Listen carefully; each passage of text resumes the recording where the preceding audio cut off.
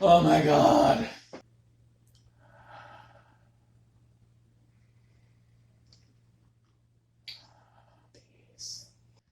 All right, here we go. Boom. And here we go. Hey, welcome to Relative Reviews. I'm Fonso. This is my sister, Jay. And we are going to talk about, what movie we're talking about today? Beetlejuice. We're talking about Beetlejuice today. And if you've never seen Beetlejuice, it's about two nice people, a lovely couple that dies and then they become ghosts and they're stuck in their house. And then a family moves in with their the little goth daughter, weird goth daughter, and they come in and they're kind of jerks. Not the goth daughter, but the parents are jerks, and our ghost heroes don't like them, and they try to scare them out, but they have trouble, so they need to maybe hire Beetlejuice, who is a bioexorcist who gets the living out of your house. And that's basically it, right?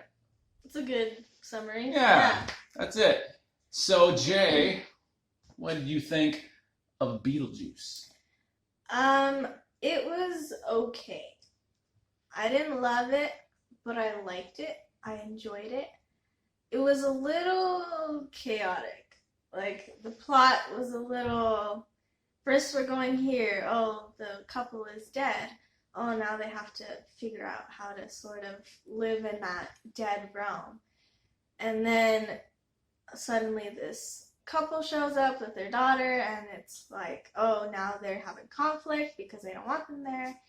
And then it switches to like, oh, Beetlejuice, we need his help. And then they change their mind. They're like, never mind. And then, so Beetlejuice sort of just appears and reappears, and plot pieces happen and then go away. And it's, throughout the whole film, I was a little like, what's going on? You know, which plot are we going for here? Where's the story?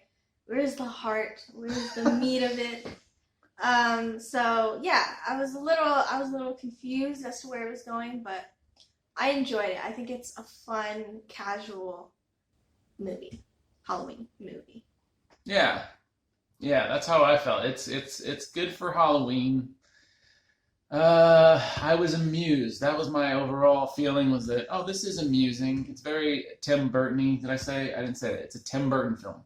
So it's very, the design of everything and the music and the little, there's little claymation. Yeah, monsters. Weird animated monsters Yeah. and things like that. And there's a lot of inventiveness that was probably really fun when it came out. And it's still fun. That was some of the best stuff, was like the afterlife scenes. Like, there's sort of like this afterlife bureaucracy that the couple played by Geena Davis and Alec Baldwin, and they're really nice. Like, they're really likable. Like, the characters are good. Like, they're all very they're interesting. They're likable. The ones that are supposed to be likable are likable, and the ones that are supposed to be jerks are fun. They're fun, sort of jerky. Cartoonish, but cartoon. Yes. Yeah, very, very cartoon. Oh my god. The movie is a cartoon. It's a living cartoon, and that's good and that's bad. It's good because that's part of the fun, but it's also like it's shallow the way like a cartoon, like a Saturday morning cartoon would be.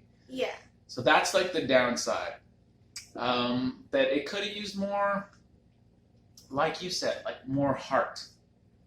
Because the thing that is nice, and like by the end of the movie, there's like this relationship, there's a bond between the couple and the little weird goth daughter played by Winona Ryder. Like part of the Addams family or something. Yeah, she wears black veils, and she's dressed in black, and she was my favorite character. I think she was more fun to me than Beetlejuice, to be honest. Yeah, he was actually obnoxious. He was actually the least likable character in a way, and but he's not even in the movie very much. Like, it took like half the movie. Yeah, he's not there for half the film, and then he appears, and then he disappears, and then he appears again.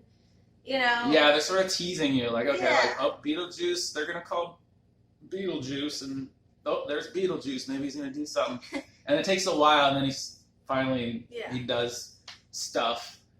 But I was more interested in the other characters, way more so than Beetlejuice, and apparently the movie was too, because like they sort of kept on the back burner. Yeah. But yeah, at the same time, they don't really explain very much. They don't really explore the dead world.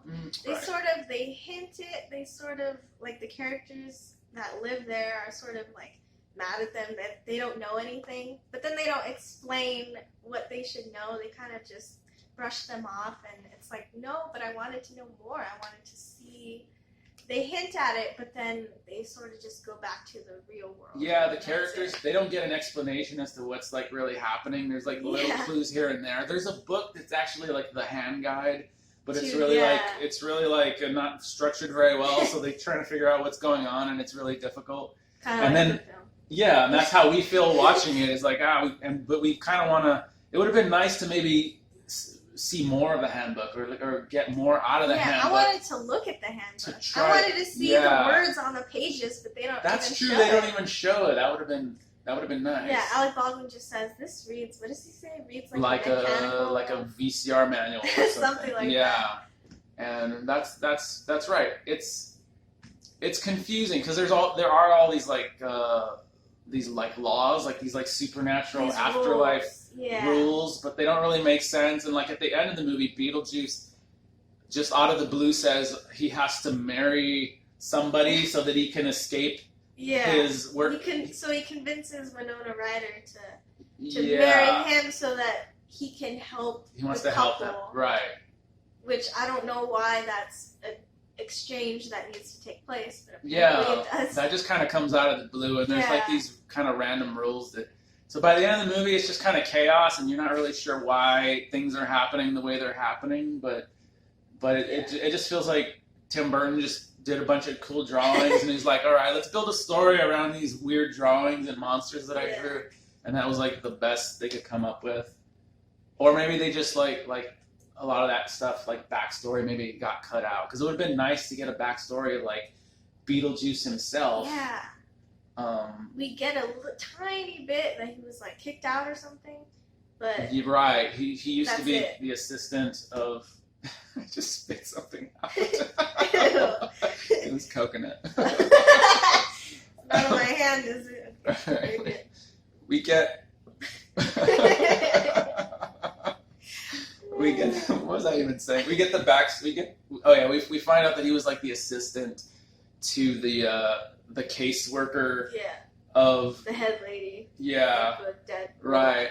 And hopefully you've seen the movie. Otherwise, none of this makes sense because it didn't make much sense. Definitely watch the film. It didn't make much sense to us either. No, it's fun. It's amusing. It's amusing, but not much deeper than that. What I was gonna say like 5 minutes ago is that it would have been nice for the Winona Ryder's character and the ghost couple for them to bond earlier in the film, because by the end of the movie, they're basically like surrogate parents, and she's a surrogate daughter to them, and that was nice. That was like what they tried to be the heart.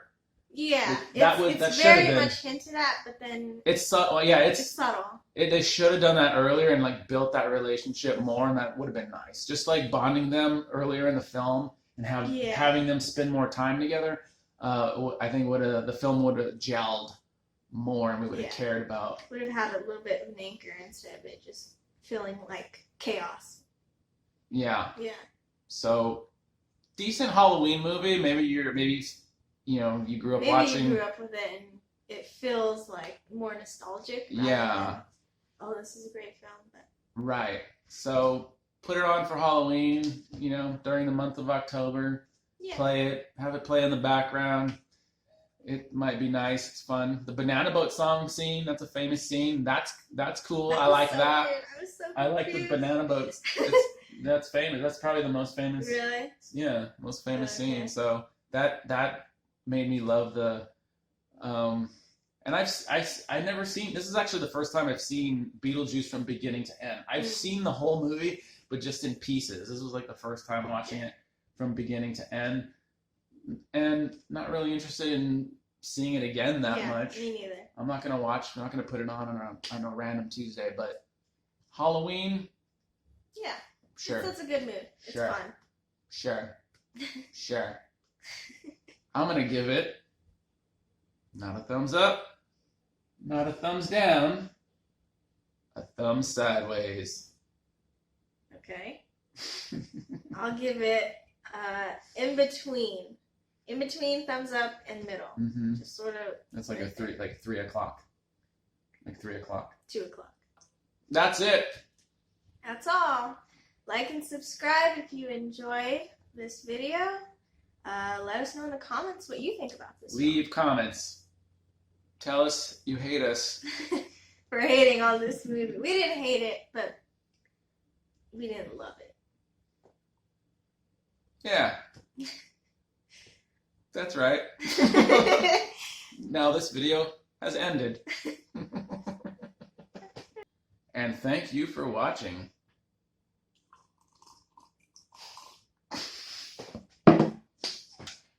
Joy to the world, all the boys and girls. Joy to the fishes in the deep blue sea. Joy for you and me. What are we doing with our lives? Where are we going in life? Was that any good?